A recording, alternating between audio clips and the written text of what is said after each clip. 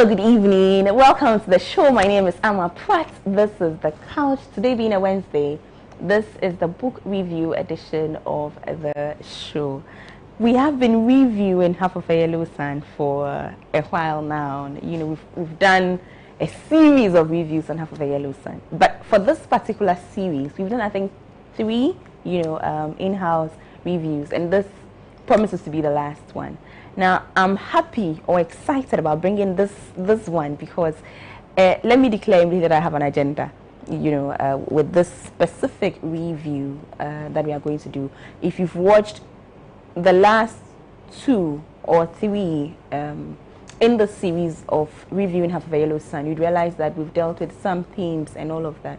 And for the last conversation we had, this issue of love kept coming up. And love with a revolutionary, for me, it's an interesting concept, it's an interesting perspective that Chimamanda Ngozi Adichie brilliantly brings to the fore, as always. And I thought of exploring that a little further with real-life activists and with real-life revolutionaries, So we're blessed then to have Blaze in the studio, and he accepted the challenge to come back and have the conversation. Gracefully, graciously, happily, he's here this evening, and so we get to continue the conversation from there. Please do forgive me if I get a little obnoxious with the topic. I think that some uncomfortable conversations need to be had. So welcome to the show, and welcome, Blaze, to the show. Thank you very much, Amma. It's always a pleasure to sit with you and discuss. Yeah. I'm happy to see you. Yeah, good to be here. But you have already forgiven me for how obnoxious I intend to be on the show today. Well, I intend to confront the issues as strongly as I can. So let's see how it goes. Let's see how it goes. Yeah. Well, let me quickly say thank you to ATL Fabrics for this lovely fabric that I've used for my house. Let me say thank you to you, Lady Chi, for my makeup. Okay. So let's get into it.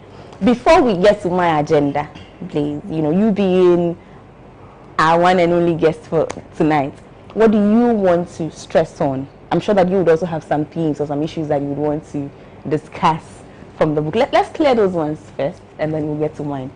Thank you very much, Amma, for being so generous to me. I'm grateful. I'm grateful because this book is a masterpiece.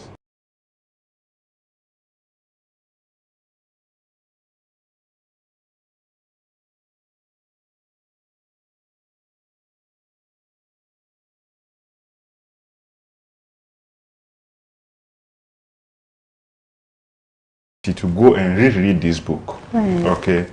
Because I read this book some 8 years ago.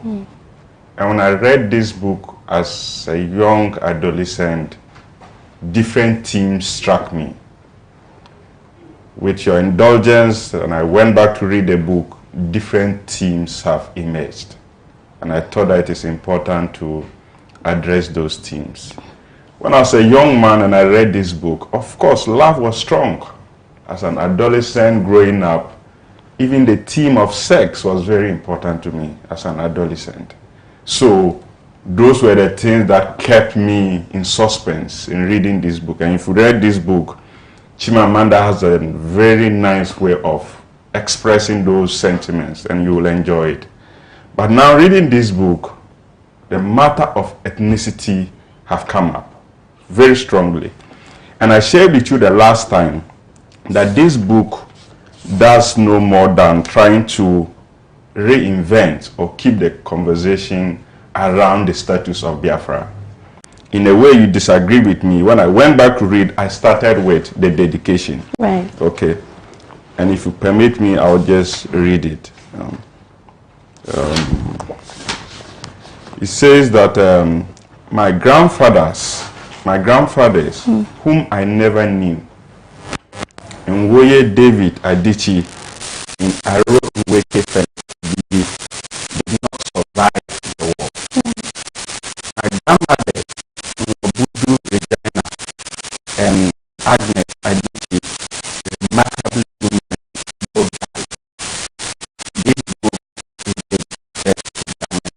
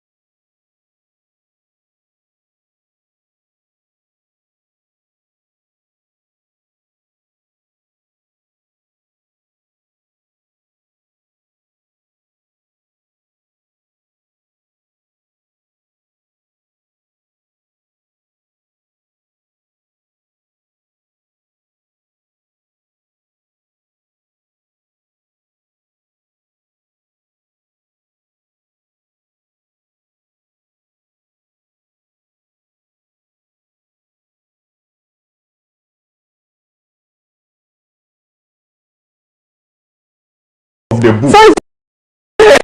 So this is just a demo book. As projected by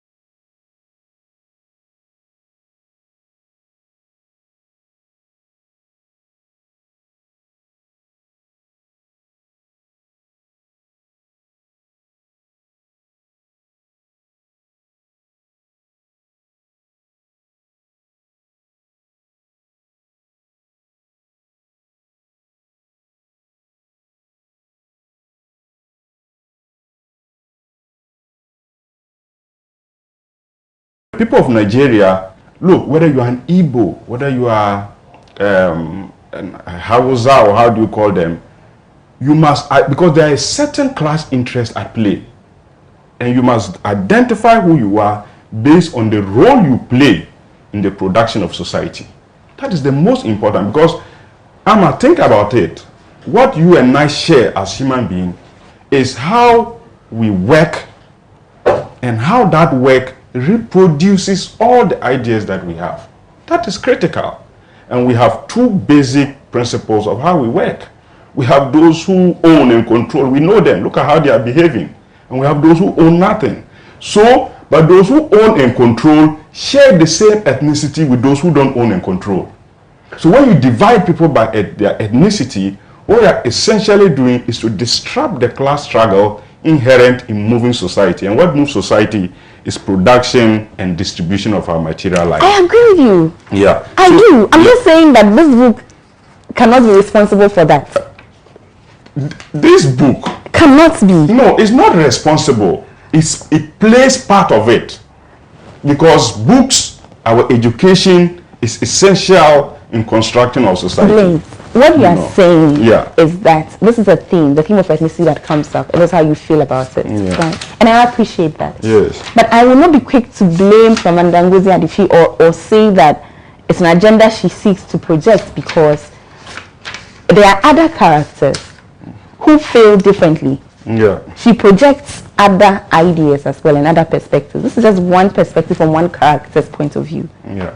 And I'm saying that as and you see, it's one of the reasons why I don't even, it would be one for me to say I don't like Odenigbo, but I have concerns, and I've expressed this to you. I think that will be at the team. Towards the end of the conversation. Sure. But all of these things add to some of these views that he holds as to how I feel about him. Okay. I don't know if that. Yes. So I'm holding this character responsible solely for his views, his perspectives, and how he chooses to behave and not behave. All his acts and his omissions. Yeah. I will not lay blame on Mamanda Ngozi Adichie. I think that's where the two of us disagree. There's a little problem with that position, because you see, there are so many Odinagbos walking around. Right. Odinagbo is not one person. It's an image that the writer wants to project. Right. So when and that was why I appreciate the discussion you had with me earlier on. You were projecting Odinagbo to the many revolutionaries that you've come into contact with. Absolutely. So if they are projecting Odinagbo as an ethnic bigot, there are so many ethnic bigots in our society. Right. And if you project an image of it, you are playing part of that projection. Are you getting me? Because Odinagbo is not one person. What is the point of the projection is so that we can see it for what it is.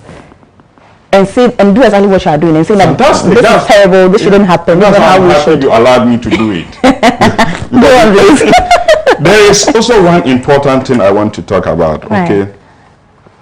Okay. If you can go to page 70. 70. Okay. Yeah.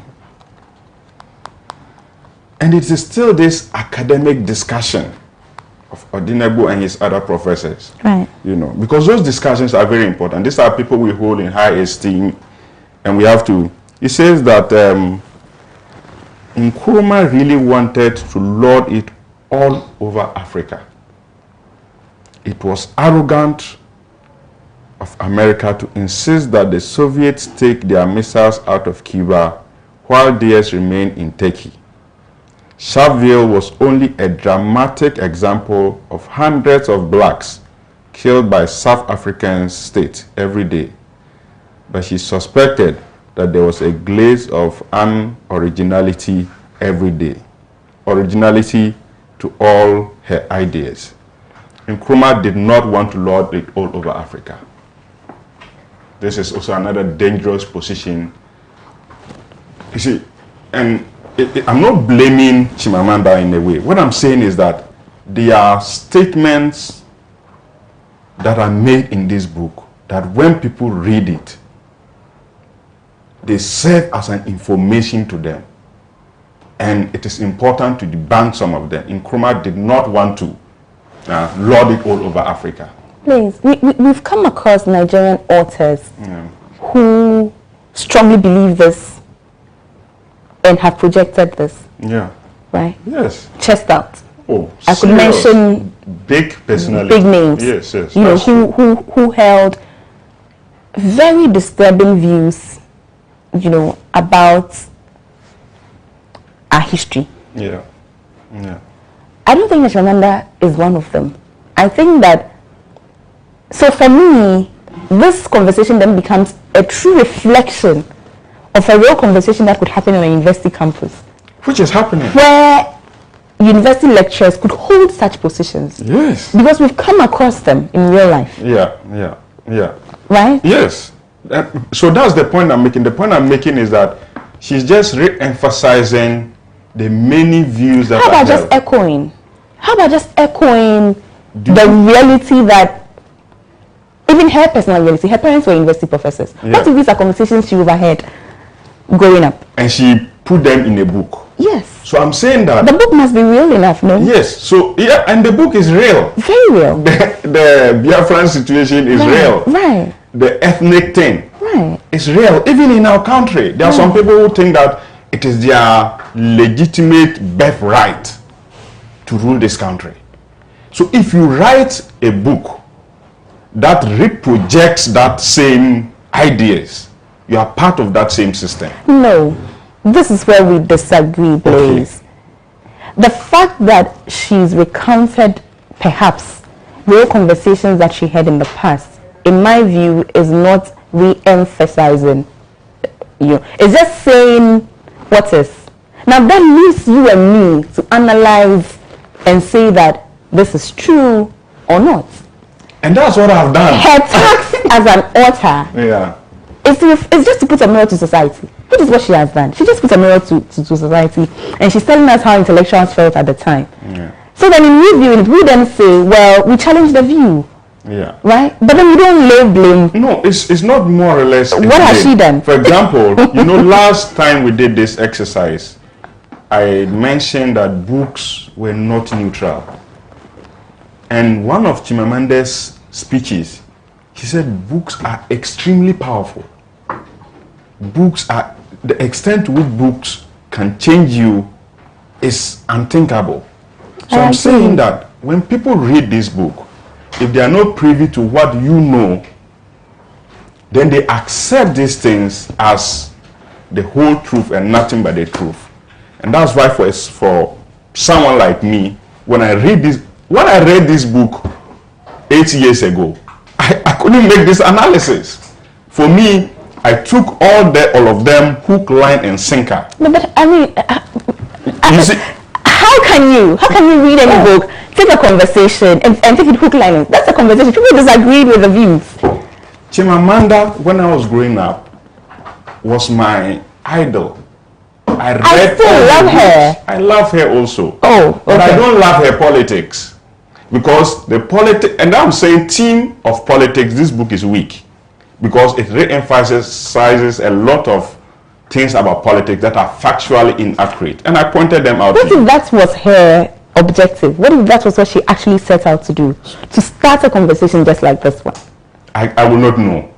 What I will know is what I read in her book. But isn't that what authors are supposed to do? Authors do so many things. They have so many. Authors are funded to project a certain line of thought. Research is not neutral. Medicine is not neutral. The pharmaceutical industries are funded by big time corporations to fund research towards a certain outcome. We know it. So my view, or what my task is this morning, is to do an objective analysis of this book.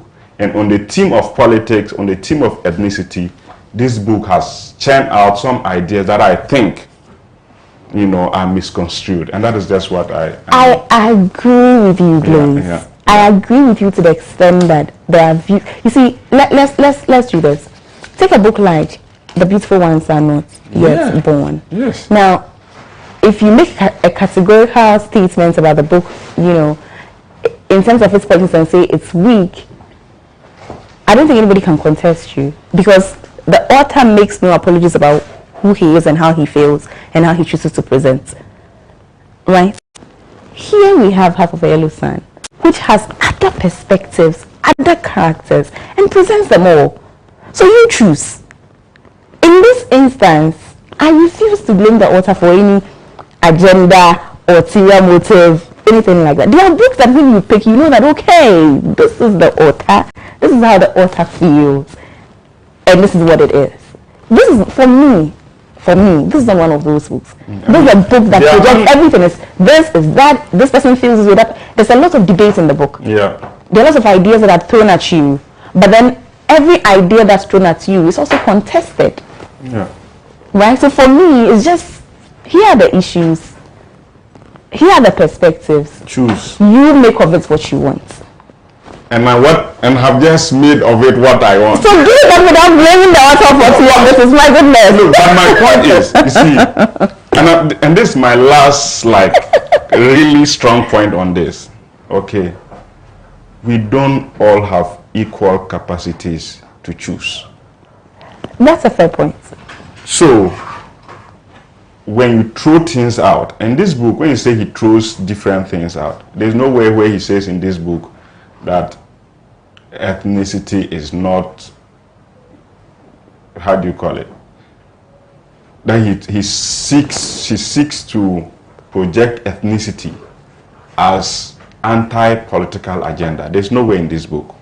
He just puts a figure, a very strong professor, who makes a categorical statement that we are what we are by virtue of our tribe. And I'm saying that that view, as expressed by Odinebo, who is the mental image of Chimamanda, is false. and this is important for all of us who want to mobilize around a certain orientation, so that we are not divided by ethnic grounds. Because if you read this, you will have the impression that, oh yes. And when I read this some years ago, it was a huge point for me, I think. That, oh, and you see the argument. Oh, we are not nationalists because it's the foreigner who created the boundaries. Fantastic argument.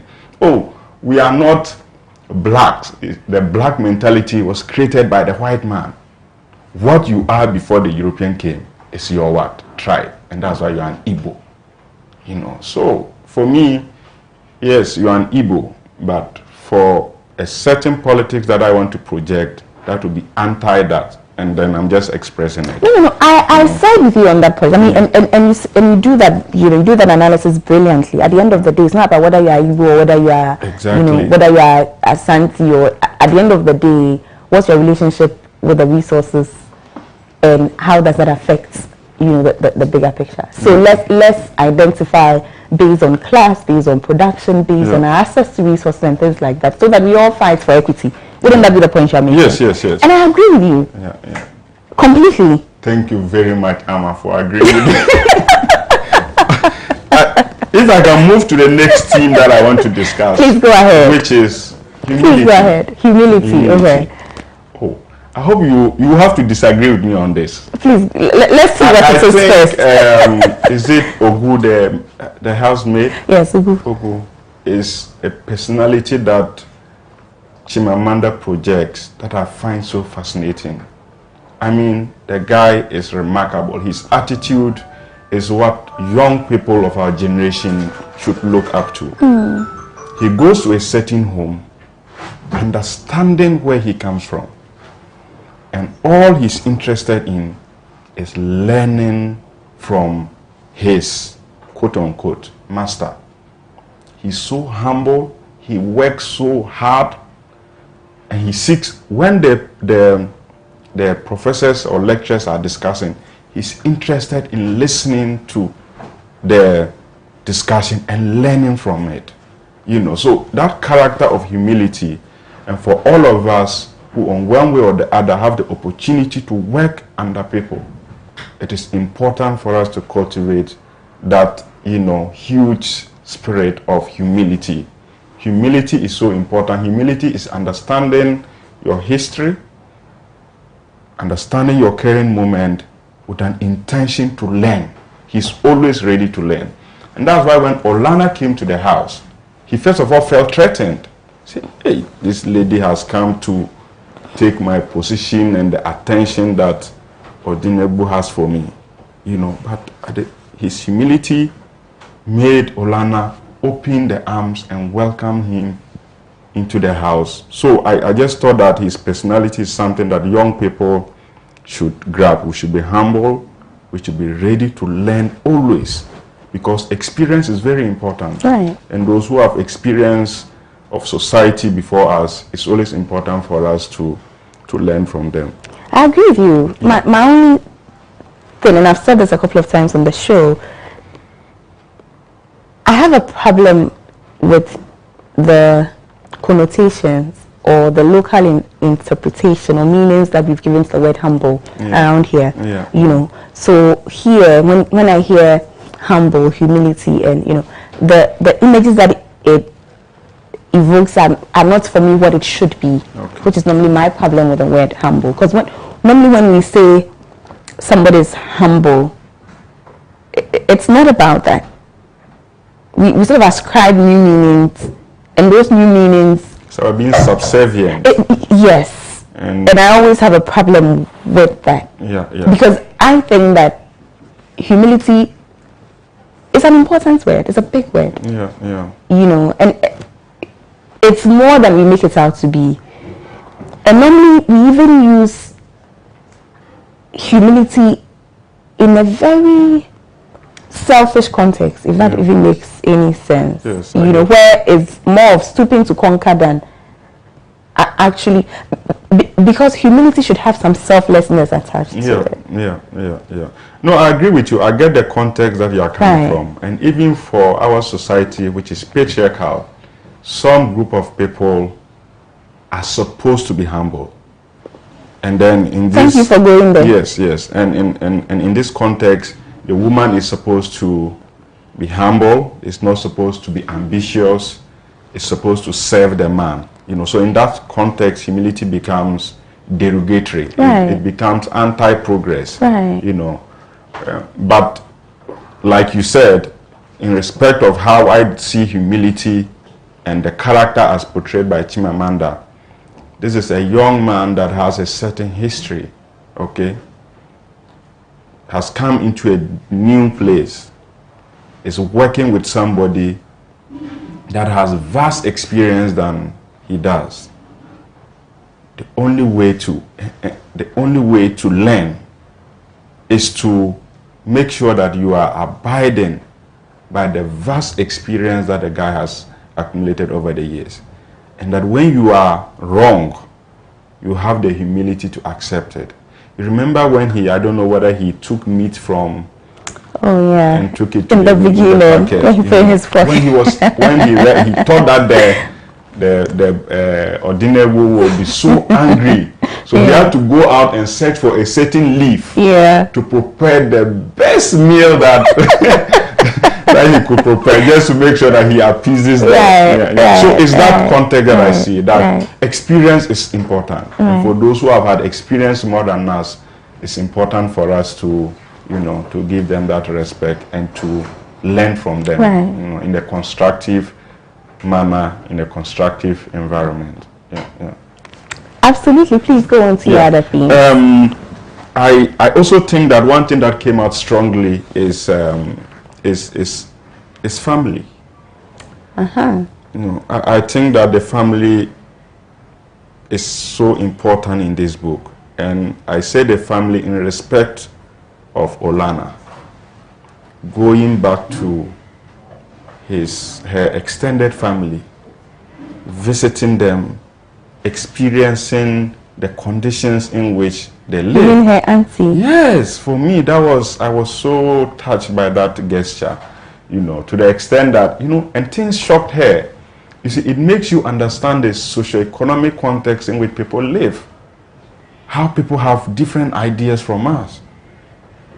To her, to lie in the same place, and the thoughts that your elders, the possibility of sex where I'm lying closer, was an impossibility. It's something that she could never conceptualize. Yes. But she gets there, and that's the reality, you know. So that's something that struck me, and her dedication to the family, going to visit them, eat what they were eating, understanding their situation. I mean, the whole personality of Olana is so... She's amazing. She's amazing. She's amazing. She's so amazing. I want us to stay here a little bit, sort of have a small conversation about this one. And I love the fact that you bring it up. Somebody like Olana,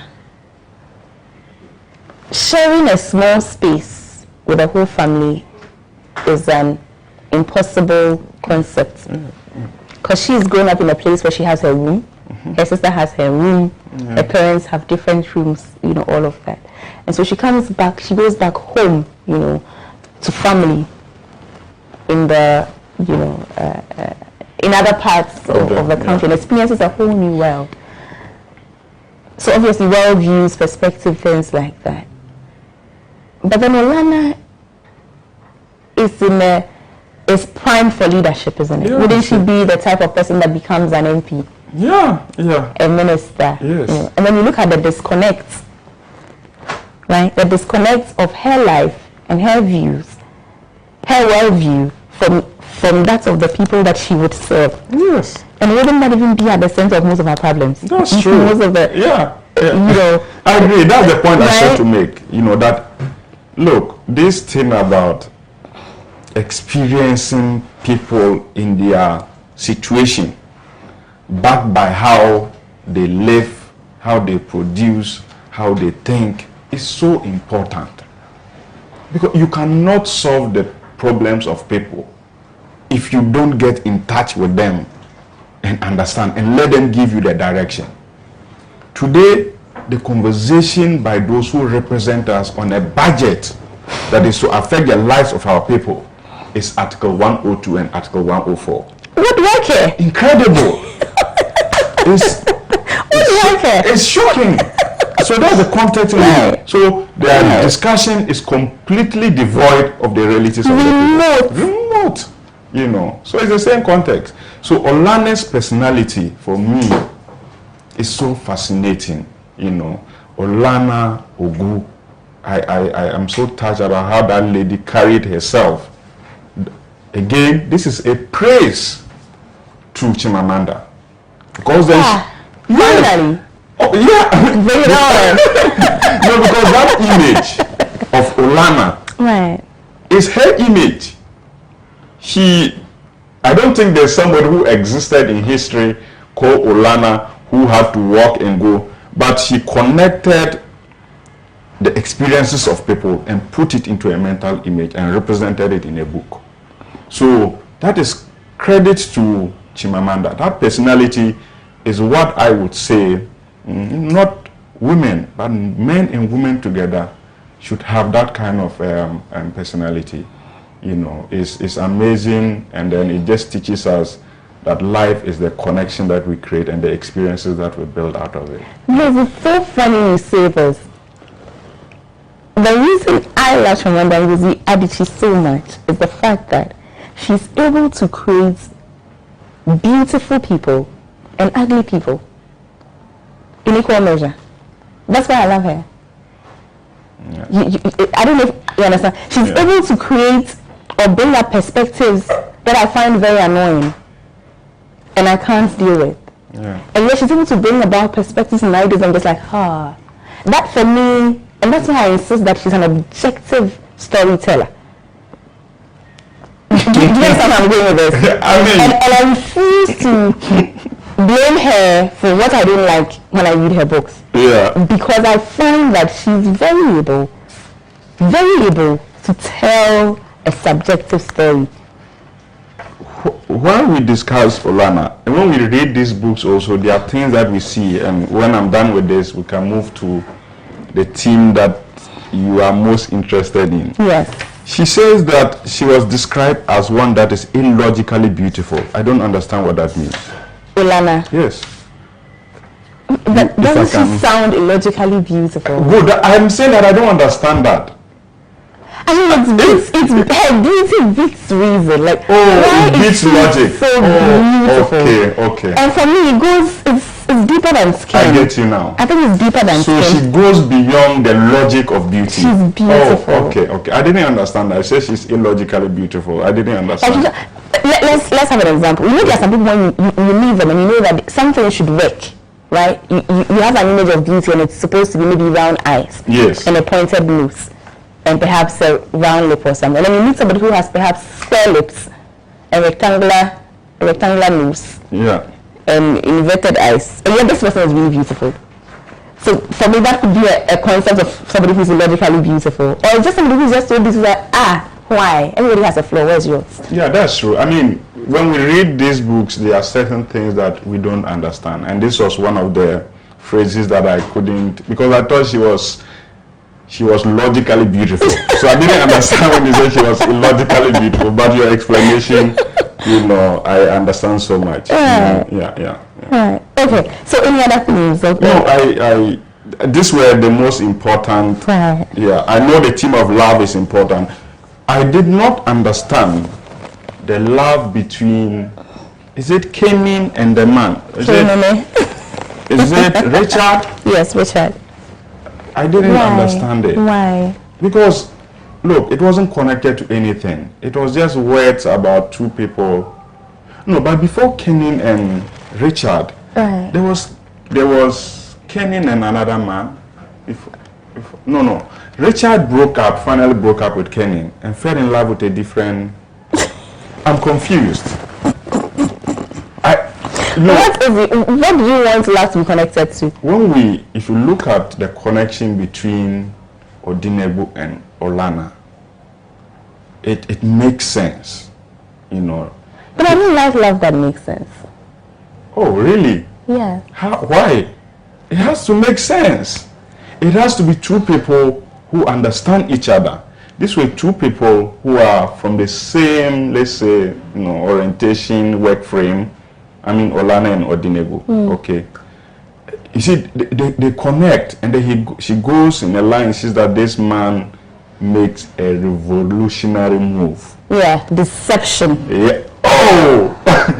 Then he deceives her. Then she falls in love with, and the love that they formed was not spontaneous. It grew with time. Okay. I rather thought it was spontaneous. Admiration, of course, that singular act connected them, but they grew in love. That's the most important thing that I also got from the two of them. They were in touch, always writing, always visiting. It took time for them, and even her family were expecting Olana.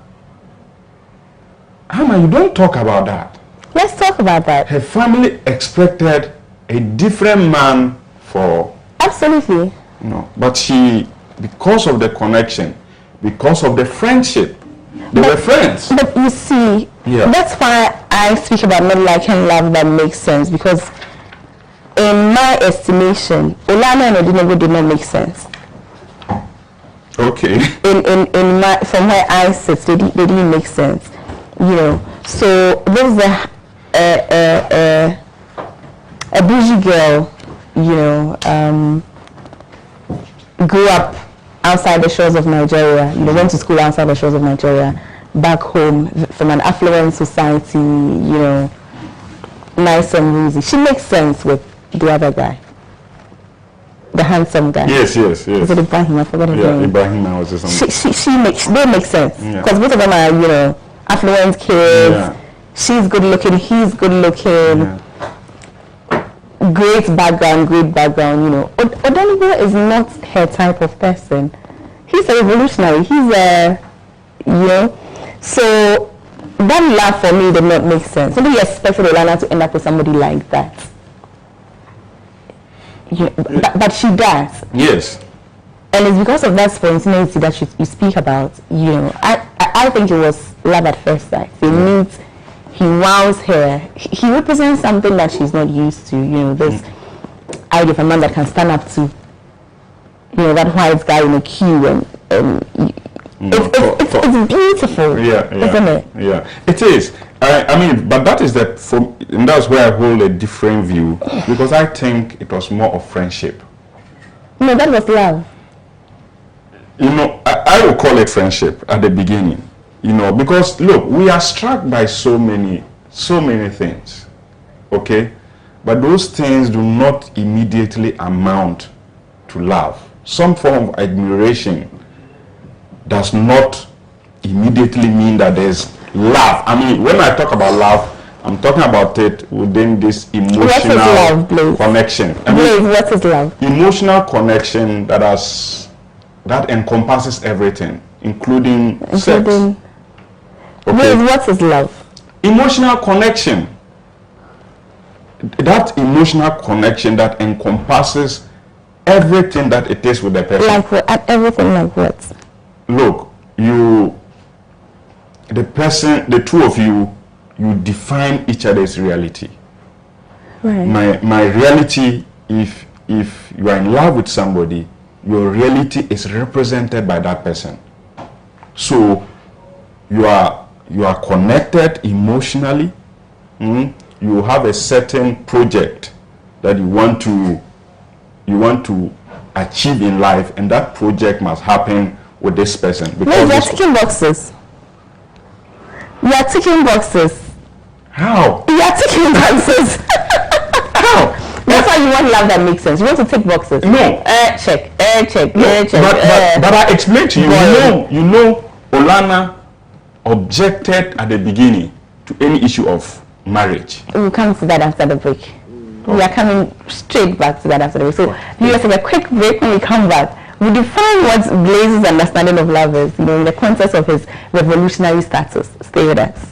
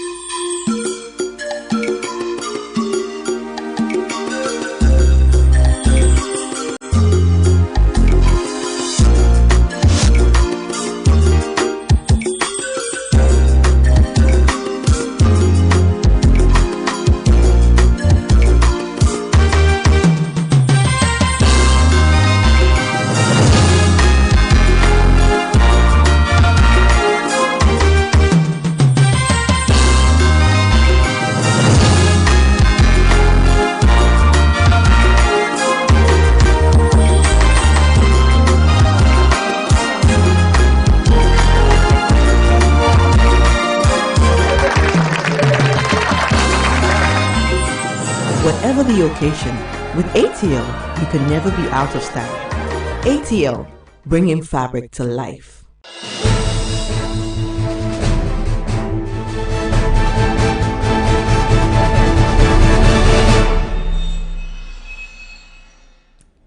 Welcome back to the show. If you are just joining in, this is The Couch. My name is Ama Pratt. We are reviewing, again, Half of a Yellow Sun by Chimamanda Ngozi Adichie, and we have been doing this with Blaze.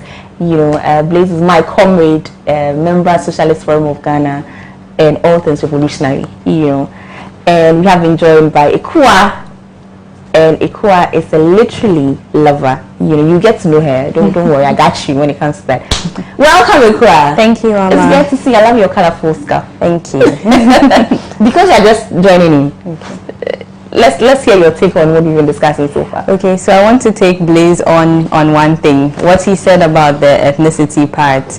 So I think when Chimamanda, I should say, says that, through her character, says that she's an Igbo first before all the other tags that the Europeans bring, that is, I don't think she means it in a tribalistic way, as in Igbo versus Yoruba, or Igbo versus Hausa, or Ga versus Chi, or anything like that. I think what she means is that before Europeans came to Africa, we didn't see ourselves as Africans, a collective whole, as Africans or as black people.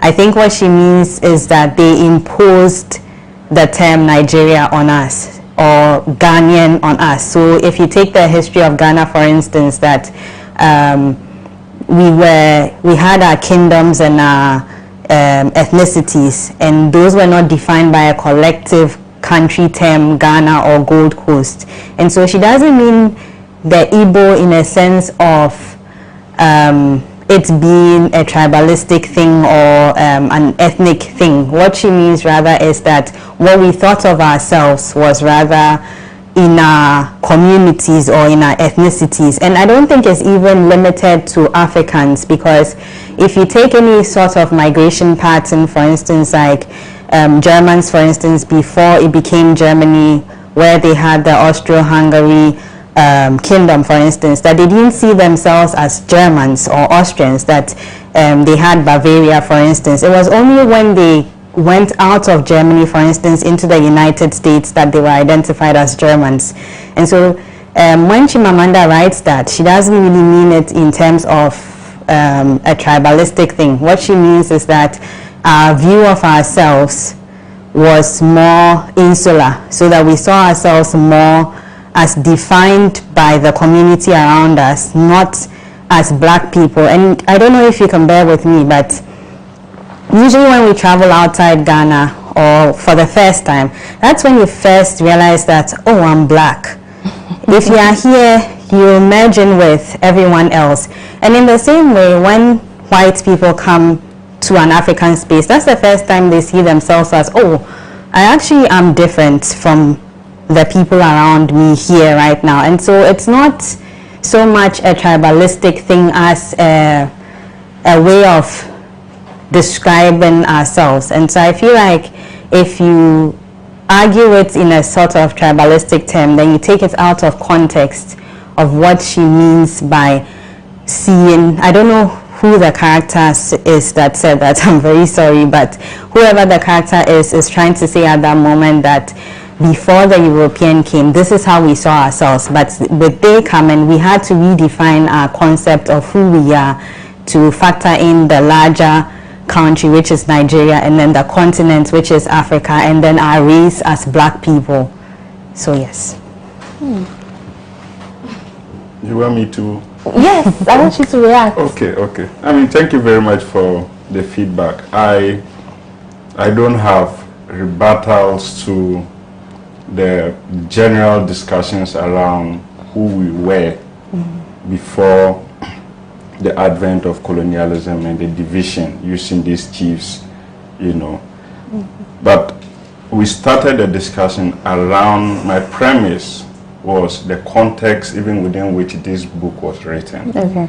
And I'm saying that you cannot remove this book from the whole discussion around the Biafran War. Yes, that's true. And the Biafran War is a key context, reference point to this book. And what is the Biafran War? It's an a tribalistic, thing. yes, I understand. You understand? So if you are writing a book like this within that context, you are more than likely to make the interpretations that I made than you made. Okay. You know, more than likely, I don't disagree with the broader context that you brought in. But within the context of this book, within the Biafran War, and I'm anti that major division between the ethnicity in Nigeria. And if you are reading this book as an Igbo, then it feeds into that same division of, you know, ethnicity.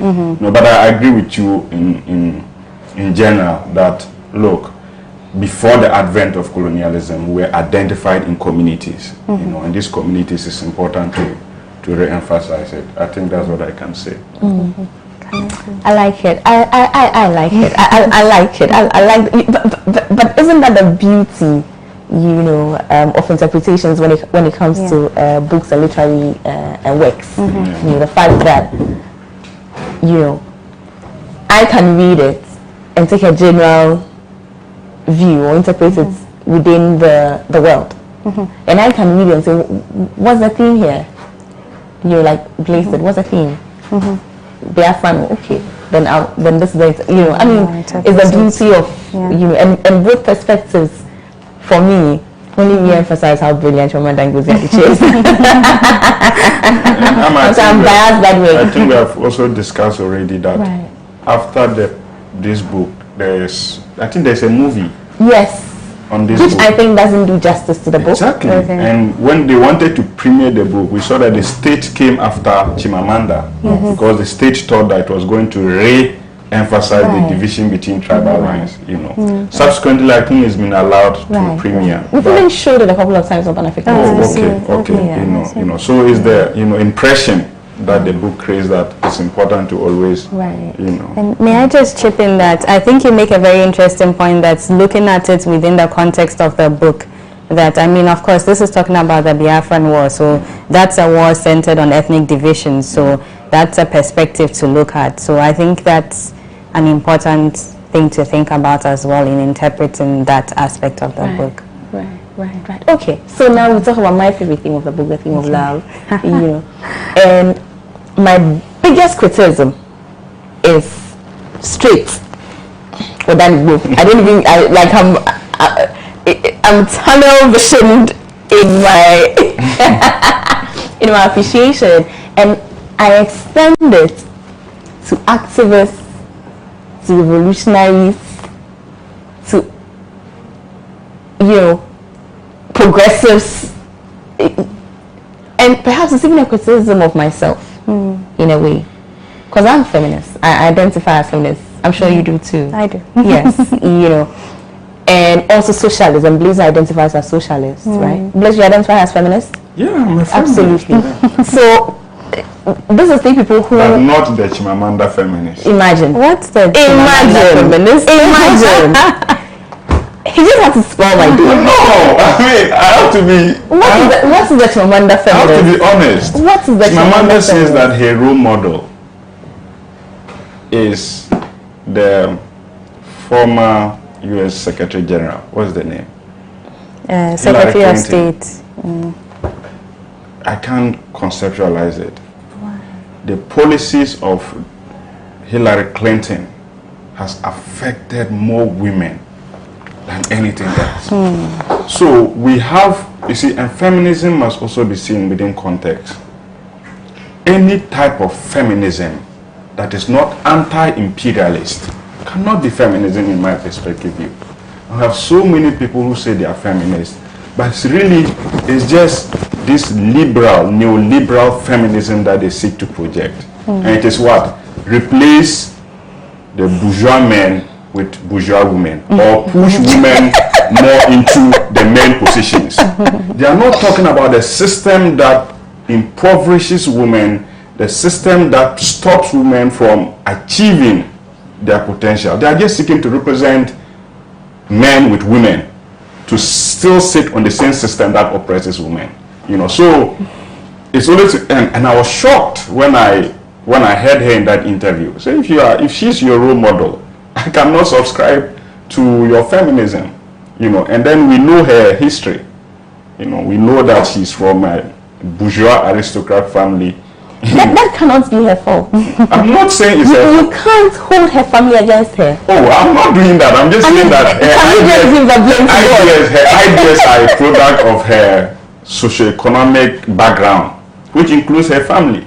But that's true, no fault of hers. I'm not saying the that. family that she's born into is something that cannot be helped. But at least you permit me not to be her kind of feminist. But my question is, though, I mean, in as much as I agree with you about the kind of ideal where we push, basically we are saying those of us when men out should be allowed to take position to sort of battle it out with the men at the top. I see where you are coming from, but I feel like a lot of the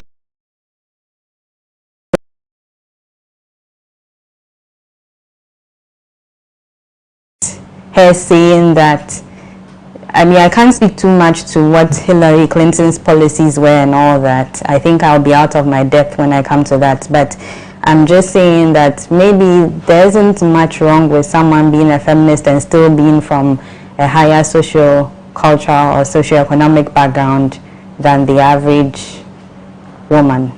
Can I just expand on Yes, what you say so brilliantly?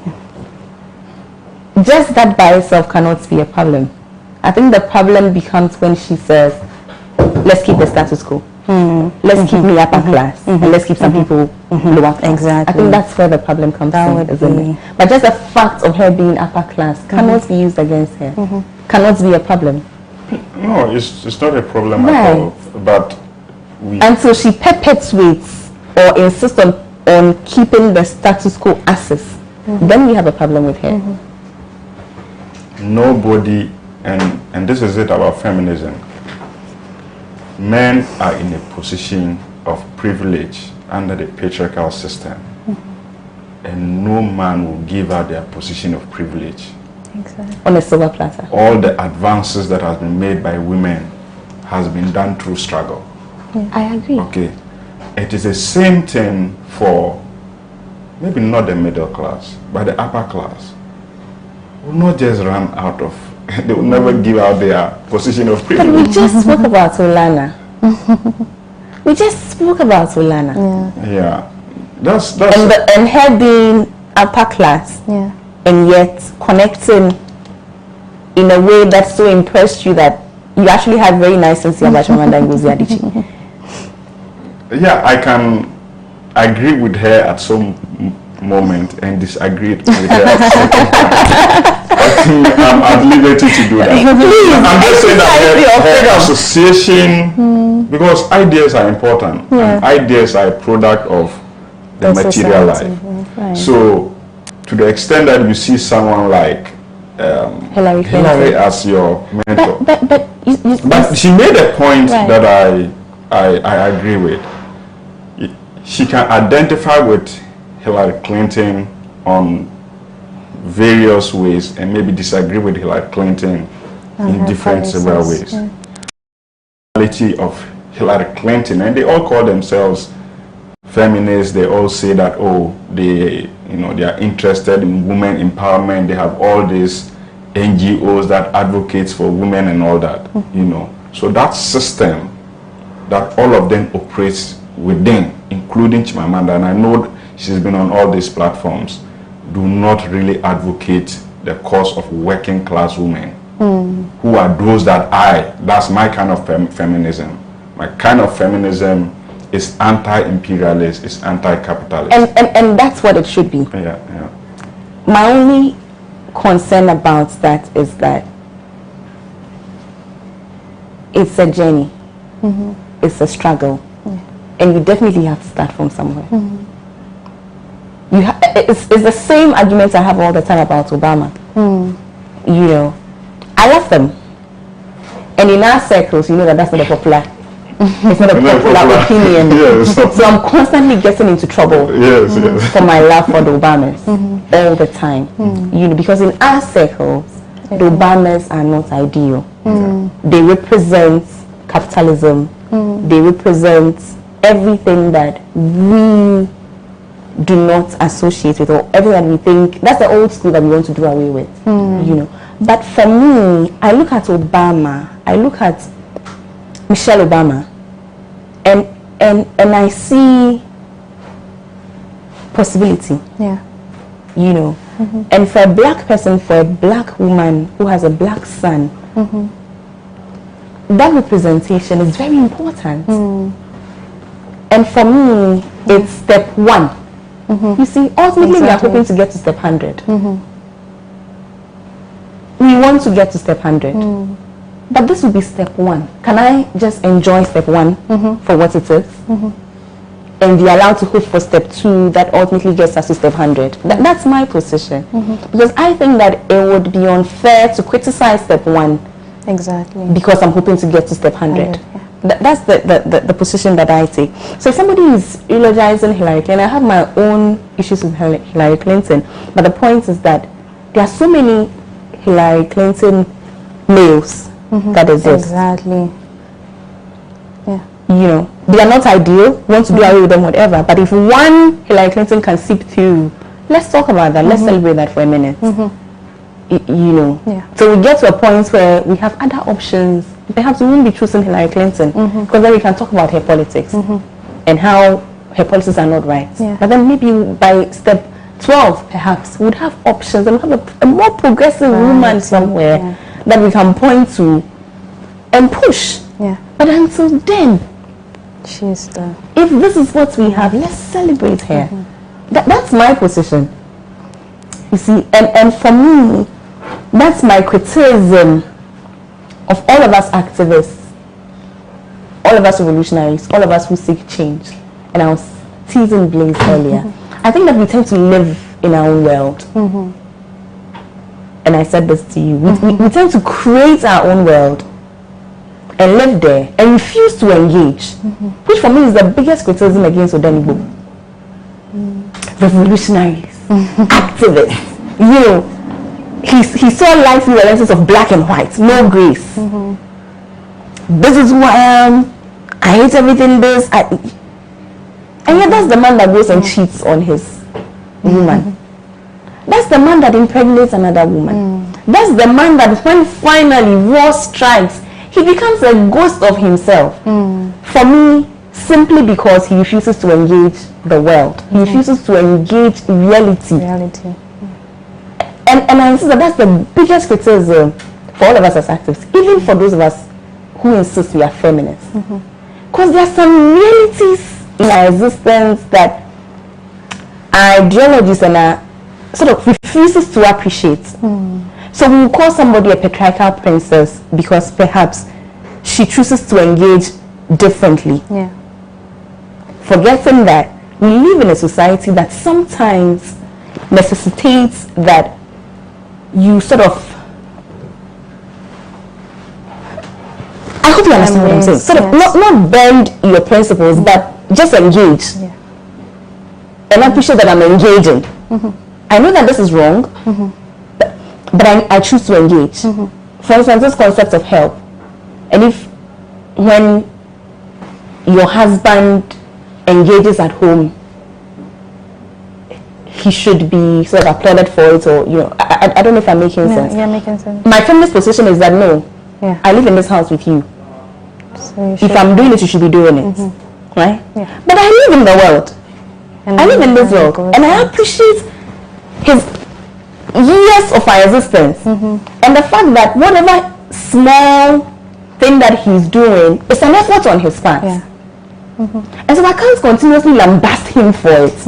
I don't know if I'm making sense. No, you are, because I feel like even if his background is one where he's been brought up to help out at home, he's in a society where he goes out and he has friends and is like, okay, I change diapers at home, I help my wife by doing this, or I carry my baby. I've seen a man who actually, he puts his baby to bed, so he actually ties a cloth around him.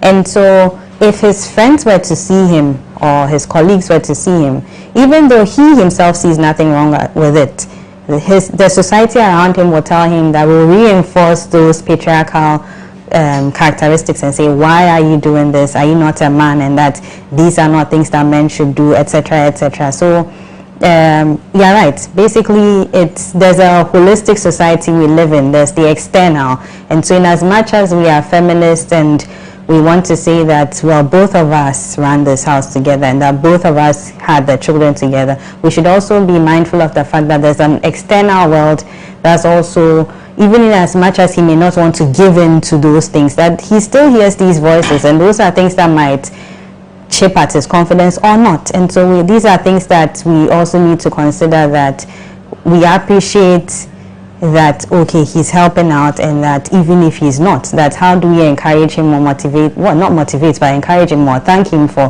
whatever extra that he's doing. That's not to say that this is where we want the story to end. Yes. Or this is the ideal situation that we are praying for. Can I piggyback on one thing you said about the feminist thing? Basically, I think that there are levels of society, and that in the same way that there are levels of feminists, and so there may be feminists that are helping the middle class, for instance, who are helping. Let's say Wesley Girls is on the National Science and No, I'm not. Okay. It's on the National Science, Math and Science quiz. And maybe you see that as middle upper class people. And so there's a feminist who's pushing for those girls to go further, to do STEM programs in uni and etc. And then there's the feminist who's helping the a village girl who is being told that because she's a girl, she cannot even step into the classroom. There's a feminist who's helping that category of people to realize that there's nothing wrong with a girl going to school. So I feel like the feminist needed for every level of society. That's the fact that I'm a feminist who identifies with middle class issues or upper class issues doesn't make me a bad person. That there's a need for that kind of feminist at that level. There's a need for that girl, the Keta school girl, secondary school girl, to be pushed a little further. The fact that she's gotten that far, that maybe she's upper middle class or middle class, doesn't mean that she still doesn't need a push to go further, to get a scholarship to a better university or to do something better. As much as the little girl who's being told that her place is in the kitchen. So we all need, all these different levels of society and girls need a certain push. And so I feel like that the different feminists or whoever is helping wherever, it doesn't matter, like Ama is saying, that it doesn't matter as long as there's a little progress at this point. That's progress for everyone else. Like you're saying, Hillary Clinton getting her foot in the door opens the door a little wider for the rest of us to come in. So whoever opens the door, it doesn't matter. We should be able to celebrate the opening of that door a little wider, because if the foot isn't in to open the door a bit wider, It's shut to us. exactly. So it's not to vilify you, but just to Let's vilify you. You can take it. just to agree. It's just in agreement with what Ama said. So you are. This is the beauty of discussions. You know, I mean, the various views are important to arriving at the truth. Okay, and it's always important to listen and to learn and to grab the different views that are coming. You know, and both of you spoke extensively about the society and the values of the society. So because society historically creates values. Yeah. And all of us are products of those values. Yeah. We are, for thousands of years, we are values of, you mentioned hope, we have values of individuality, we have values of, you know, greed. These are the values that the society puts in us. So it's really difficult for, and I agree, we can't do the analysis outside this reality. It's important to admit this reality. Yeah. And I must also admit that this is a view that normally, even with my own comrades, we have not really come to an agreement as to which sort of feminism works. Yeah. We're all saying that and Ama made a point, let's celebrate point 1, point 2, step 3, going to step 100. But that has been one of the most dangerous and more retroactive positions we have taken as advocates of women or as advocates of any cause that we've undertaken. And my view is compromise. Because compromise really is saying that, look, we can get something from here and we can get something from here so that we can forge ahead. It brings gains. For example, if today Ama becomes the president of this country, won't I celebrate? That's a major victory. Okay. But at the same time, it gives us a certain impression that that is an advancement of women. Because what capitalism does, or what the system does, is to give you glimpses of hope. That, oh yes, it's possible. You can win. Oh, one more person have gone up. And because of that hope it gives us, how many more people can really get to that stage? I think if you look at the population. So that hope is a very important value that I will say sends us more backwards than it brings us forward. I agree. You know, because it's really, because it gives comfort, a false sense of comfort. Exactly. It gives an impression that, oh, there's victory. But for every gain that is made by the controllers or actors of society, it means that there's more. Because for me, the political space, and we're all talking within the political space, the political space, there is no space that is not occupied. all spaces, you either occupy or you are pushed. Okay, so if you say that let's take step by step, let's take step by step, while you are taking your steps, imagine the steps that the enemies are taking. How long now? Have we done the analysis? What is the conditions of women still in Ghana? Has there been any massive improvement of the working class women in our country, in our part of the world? My view is that we've not made enough advancement. If you consider the oppression under COVID, 3 weeks lockdown, domestic violence went up. True. Teenage pregnancy, sexual abuse. Exactly. So me is the comfortability. I'm not saying I admire when woman goes up, I'm happy. But I don't want that to be the basis of my activism. The basis of my activism should be on the thousands and millions of the things that we have not done. I agree with you. Oh, sure, go ahead. Can I just say that these things that you mentioned, I feel like have more to do with the education of men, for instance. Yeah. If you talk about teenage pregnancy, abuse, domestic abuse, sexual abuse, and all those things, those are things that mean that the men in our society need to rethink. Why do you